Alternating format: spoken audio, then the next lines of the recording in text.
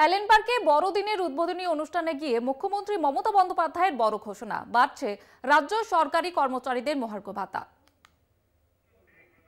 আজকে আমি অ্যানাউন্স করছি বড়দিনের এই শুভ প্রোগ্রামে that another installment of 4% DA from 1st January 24 to around 14 lakhs government employees, teaching and non-teaching staff of all school colleges and universities, employees of all statutory undertakings and parastatals and pensionaries সবাই কিন্তু এটা পাবে।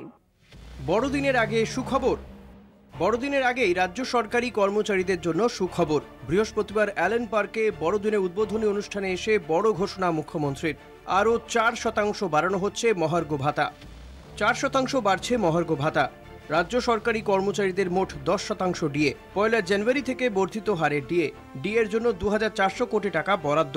14 লক্ষ সরকারি কর্মচারী বর্ধিত DA পাবেন।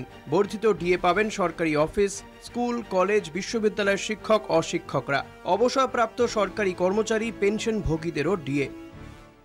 এর আগে রাজ্য সরকারি কর্মচারীরা পেতেন 6% ডিএ। আরও 4% বেড়ে এবার তারা পাবেন মোট 10% ডিএ। কেন্দ্রের সরকার দেয় 46% ডিএ, অর্থাৎ কেন্দ্রের সঙ্গে এখনও 36%-এর ফারাক। যদিও এই বিষয়ে মুখ্যমন্ত্রী জানান, কেন্দ্রের ডিএ বাধ্যতামূলক, রাজ্যে নয়। যদিও আমাদের পে কমিশন আছে, এটা আমরা এক্সট্রা দিই, কারণ সেন্ট্রাল গভর্নমেন্টের পে কমিশন ওদের সেটা নেই, ওদের ডিএটা আছে। ওদের সার্ভিস রুল আলাদা, আমাদের সার্ভিস রুল আলাদা। সুতরাং আমাদের কাছে এটা ম্যান্ডেটরি নয়, ইটস অপশন। তা সত্ত্বেও আমরা দিয়ে যাই, কারণ আমাদের কর্মচারীরা দিনরাত পরিশ্রম করে, তাই তাদের ভালো ভেবেই আরও 4% ডিএ বাড়ানো হলো। এটা 1 জানুয়ারি থেকে কার্যকরী হবে।